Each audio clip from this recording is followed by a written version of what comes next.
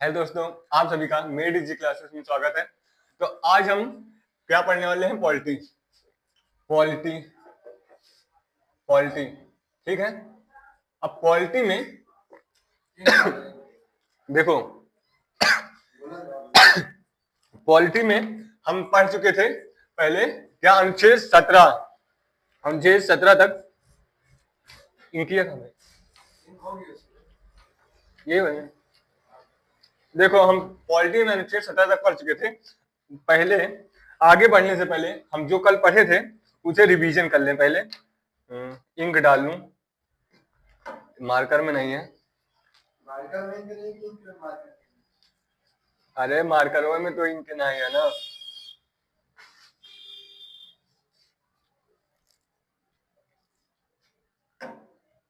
चलो तो चलो हम पहले रिवीजन कर लेते हैं। क्या अनुच्छेद अनुच्छेद 12 में क्या राज्य की परिभाषा थी? अनुच्छेद 13 में ये सब हम पहले पढ़ चुके हैं, अभी हम फास्ट रिवीजन कर रहे हैं। अनुच्छेद 13 में अल्पीकरण है, अल्पीकरण। अनुच्छेद 14 में विधि के समक्ष समानता, विधि के समक्ष समानता।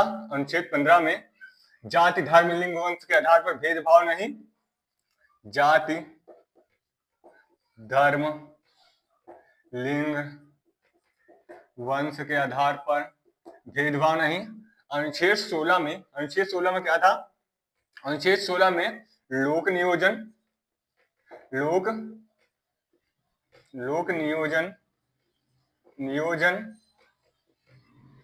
नियोजन।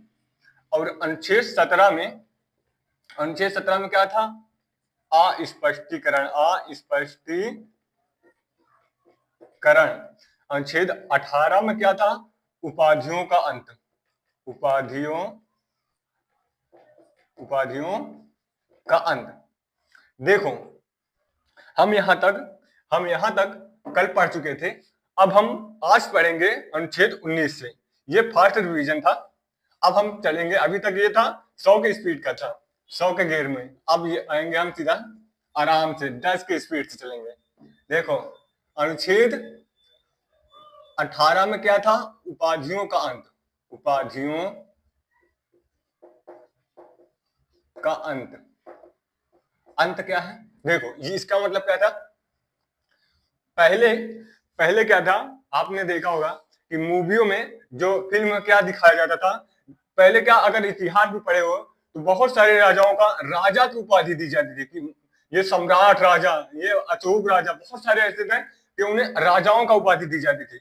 लेकिन अब क्या है? अब किसी को उपाधि दी जाएगी, लेकिन उसके मतलब राजा के आधार पर नहीं, उसके काम के। जैसे कोई अच्छा खेलता हो, जैसे क्रिकेट खेलता हो, हॉकी खेलता हो, बहुत सारे खेल हैं जो अच्छा खेलता हो, उसे खेल के आधार पर दी जाएगी, उपाधि नहीं, वो पुरस्कार है। ठीक है, तो अब उपाधियों का अंत नहीं है, हो गया है अनुच्छेद 18 में।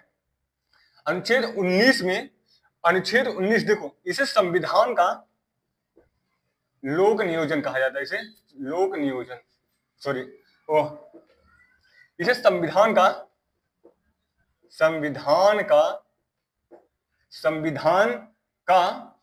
रीढ़ कहा जाता है। संविधान का रीढ़ कहा जाता है। अब देखो, संविधान का रीढ़ क्यों कहा जाता है? देखो, इसमें अनुच्छेद 19 के 1 में क्या है? क्या अनुच्छेद 1 में सभा करने की स्वतंत्रता, अनुच्छेद 19 के 1 में सभा करने की स्वतंत्रता। अनुच्छेद 2 में 19 के 2 में संगठन करने की स्वतंत्रता, संगठन करने की स्वतंत्रता। अनुच्छेद 3 में सभा, संगठन और क्या भ्रमण, घूमने की स्वतंत्रता, घूमने की स्वतंत्रता। अनुच्छेद 19 के 4 में घूमने, कहीं पर बसने की स्वतंत्रता, और अनुच्छेद 19 के 5 में बसने क्या, व्यवसाय करने की स्वतंत्रता, अनुच्छेद 19 के 6 में व्यवसाय या संपत्ति खरीदने की स्वतंत्रता, संपत्ति खरीदने की स्वतंत्रता, ये सारी स्वतंत्रता अनुच्छेद 19 में है, इसीलिए इसे संविधान का रीढ़ कहा जाता है।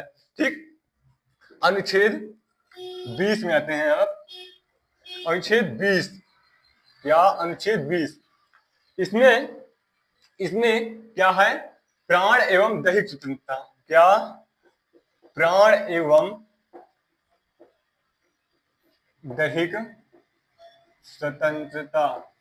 अब इसमें देखो, प्राण एवं दैहिक स्वतंत्रता, इसका मतलब क्या है,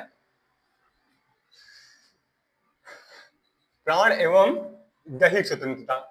देखो, इसमें अनुच्छेद 20 में प्राण एवं दैहिक स्वतंत्रता का मतलब क्या देखा, हम कोई भी व्यक्ति, क्या, कोई भी व्यक्ति अकेले, क्या, कोई भी व्यक्ति अकेले, क्या मतलब अकेले रह सकता है, कोई भी व्यक्ति अकेले रह सकता है, कोई भी व्यक्ति चुप रह सकता है, चुप रख सकता है, उसे चुप रहने की स्वतंत्रता, अकेले रहने की स्वतंत्रता, पुतला जलाने की स्वतंत्रता, ये सब क्या है इसमें अनुच्छेद 20 में प्राण एवं दैहिक स्वतंत्रता। दैहिक स्वतंत्रता, प्राण मतलब देखो 19 हो गया, 19 के बाद अनुच्छेद 20, अनुच्छेद 20 में क्या कहता है, देखो अनुच्छेद 20 में क्या कहता है, गलती, क्या, गलती के समय का दंड। मतलब कि देखो, तुमने क्या अपराध के समय का मतलब दंड ये क्या है, देखो इसे समझो, इसे क्या है, इसमें देखो अपराध के समय का दंड, इसका मतलब क्या है, जब तुमने अपराध किया है, जिस समय तुमने अपराध किया है, उसी समय का जो नियम कानून बना रहेगा वही तुम्हें अपराध, उसी हिसाब से तुम्हें सजा दी जाएगी। जैसे कि अगर तुमने किसी की भैंस आज दिन एग्जाम्पल के तौर पे ले लेते हैं, क्या 12 तारीख दूसरा महीना 2025 है, मान लेते हैं। अब देखो, मान लेते हैं आज तुमने एक भैंस चुरा ली, ठीक, आज एक भैंस चुरा ली तुमने, भैंस चुरा ली। अब पता चला लोगों को, आज भैंस चुरा लिया तुमने, अब जिसकी भैंस है उसे पता चल गया, अब वो जाकर कल क्या थाने में जाकर अपना क्या तुम्हारा शिकायत दर्ज कर दी।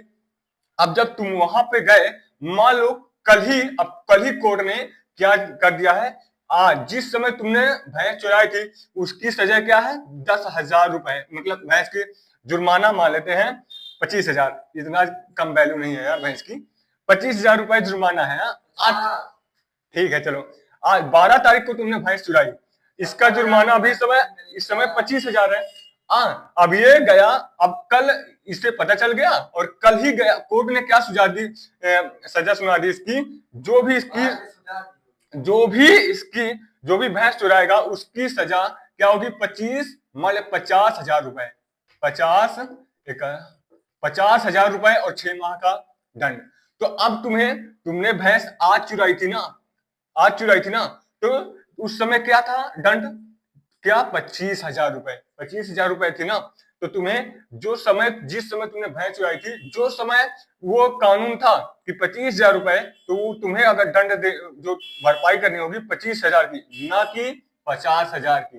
समझो, फिर से समझो, जैसे तुमने आज एक मुर्गी चुरा ली, आज की मुर्गी तुमने आज चुराई, मुर्गी इस समय मान लेते हैं चुराने की फांसी की सजा है, और कल ही कोर्ट ने क्या सजा सुना दी कि मुर्गी चुराने की क्या है, उम्र कैद है। तो तुम्हें जिसकी मुर्गी चुराई थी वो कल जाकर शिकायत दर्ज कर दी, तो तुम्हें जो सजा होगी वो फांसी की होगी, ना कि उम्र कैद की। ठीक है, एग्जाम्पल के तहत समझना। अनुच्छेद 20 के पहला में अब देखो, दूसरा में क्या है, एक अपराध का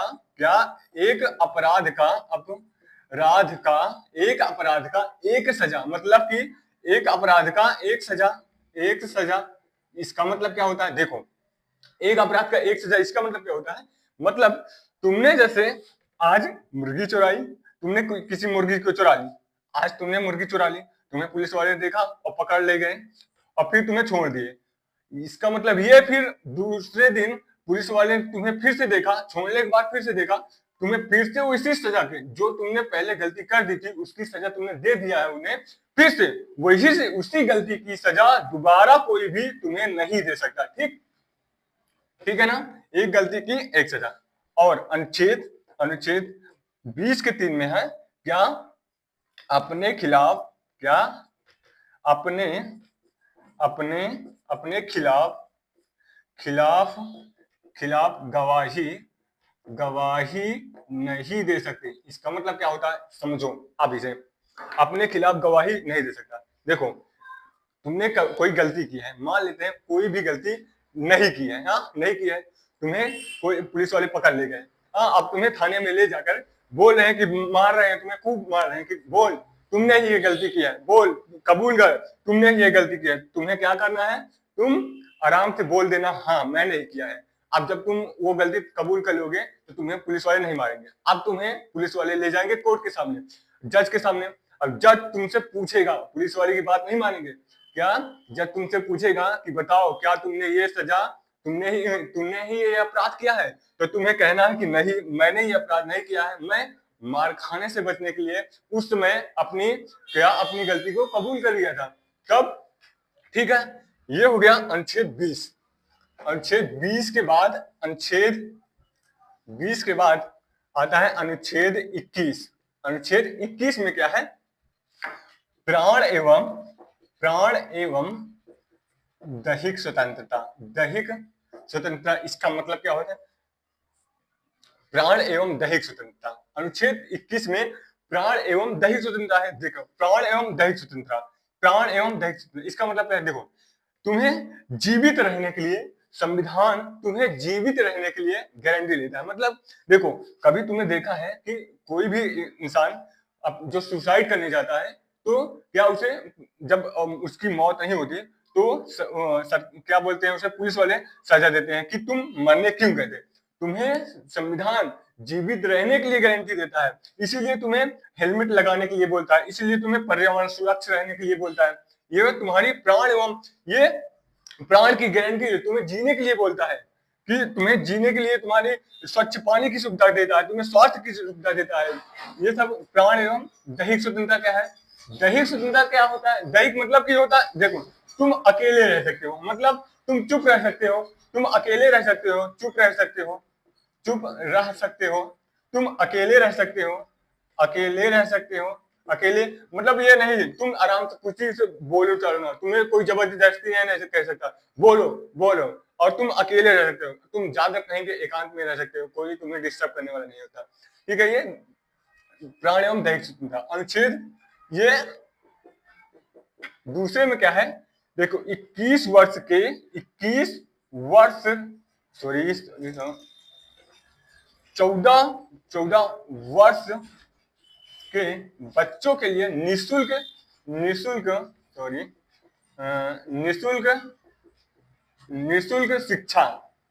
शिक्षा अनिवार्य। मतलब 14 वर्ष तक बच्चों के लिए निःशुल्क शिक्षा अनिवार्य। ठीक है, अनुच्छेद 20 में है। अब अनुच्छेद 21 के बाद अनुच्छेद 22। अनुच्छेद 22 में क्या है, अनुच्छेद 22 में है क्या, इसे निषेधात्मक दंडात्मक एवं निषेधात्मक, मतलब तुम्हें गिरफ्तारी से संरक्षण, गिरफ्तारी से संरक्षण, ये क्या होता है इसे समझें। गिरफ्तारी से संरक्षण, देखो क्या होता है कि जब ये क्या निषेधात्मक दो तरीके से होती है, एक निषेधात्मक और एक दंडात्मक। ये पहले देखो, निषेधात्मक और दंडात्मक ये क्या होते हैं। देखो निषेधात्मक के तहत जब तुम्हें कोई भी पुलिस क्या पकड़ती है तो तुम्हें क्या होता है, तुम्हें वो तुम्हें पकड़ने से पहले क्या होती है, क्या वो तुम्हें गिरफ्तारी मतलब वारंट दिखाएगी, तुम्हें रीजन बताएगी तुम्हें क्यों गिरफ्तार किया जा रहा है, और तुम्हें अपने खिलाफ अगर तुम्हें पकड़ भी लेती है पुलिस तो तुम्हें अपने खिलाफ क्या गवाही के लिए क्या वकील करने के लिए भी ये स्वतंत्रता है। और तुम और के साथ उसके साथ अगर तुम्हें पुलिस पकड़ रही है मान लो किसी पूछताछ के लिए तो तुम्हें 24 घंटे से 12 से 24 घंटे में छोड़ देगी, ठीक है। लेकिन दंडात्मक के तहत क्या होता है, तुम्हें पुलिस ये गिरफ्तारी मतलब वारंट नहीं दिखाएगी तुम्हें क्यों गिरफ्तार किया जा रहा है, ठीक है। और दूसरा, और इसमें क्या होता है जब तुमने कोई सजा किया है, कोई मतलब गलती की है तो तुम्हें क्या है, अगर तुमने गलती की है तो उसकी अगर तुमने कोई गलती की है तो उसे तो तुम्हें वकील रखने की तो होगी, तुम्हें इसमें भी वकील रखने की इजाजत होती है। लेकिन और इसमें तुम्हें 12 घंटे में नहीं छोड़ेगी या 24 घंटे में नहीं छोड़ेगी, ये तुम्हें सीधा मारेगी, मार भी सकती है, पीट भी सकती है, तुम्हें घर के अंदर बंद भी। बस देखो आज के लिए बस इतना ही, अब आगे हम कल देखेंगे, बहुत ज्यादा हो गया है।